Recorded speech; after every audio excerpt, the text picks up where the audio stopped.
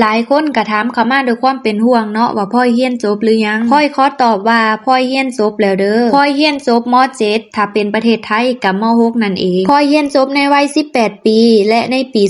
2023และหลายคนก็ถามเข้ามาว่าคือบ่เรียนต่อมหาลัยเหตุผลก็คือพ่อยเป็นเอื้อยหมู่ฐานะทางครอบครัวก็บ่ค่อยดีน้องก็ยังน้อยแนมเบิ่งน้องก็พับตาเบิ่งแมบๆอยู่เบิ่งพ่อแม่เพิ่นก็เฮ็ดเวียกหนักในวัยเด็กพ่อและแม่สอนให้พ่อยไปเลาะขายปลาขายหมักทั่วและขายสาลีและหนึ่งในนั้นก็คือแม่เฒ่าและย่าเพิ่นพาไปขายเพราะเพิ่นปลูกและในมื้อนี้แม่เฒ่าก็เหลือแค่ความทรงจำชีวิตของคนเฮามีพบก็ต้องมีจากมีดีก็ต้องมีชั่วพ่อยเป็นคนหาเงินแต่น้อยพ่อยก็บ่อยากให้พ่อแม่มาลำบากนำเพราะว่าพ่อยฮู้ว่าการหาเงินมันลำบากส่ำใดในช่วงที่พ่อยเรียนจบเงินลาวกำลังเพ้อพ่อยคิดว่าถ้าเรียนต่อมหาลัยนี่บ่ไหวแท้ๆพ่อยเลยตัดสินใจมาไทยหลังจากที่เรียนจบในวัย18 ปีพ่อยเชื่อว่าหลายๆคนก็บ่อยากให้พ่อแม่มาลำบากหาเงินส่งเรียนเพราะว่าการส่งเรียนก็ใช้เงินหลายพอสมควรและ FC พี่ๆพังไทยก็ถามพ่อยว่าพ่อยคือบ่เรียนไทยด้วยการที่พ่อยเรียนม.7 ถ้าจะเรียนไทยพ่อยต้องเรียนมหาลัยพ่อยก็บ่ได้เก่งที่จะเรียนนำและก็หาเงินไปนำแถมร่างกายพ่อยก็บ่ค่อยแข็งแร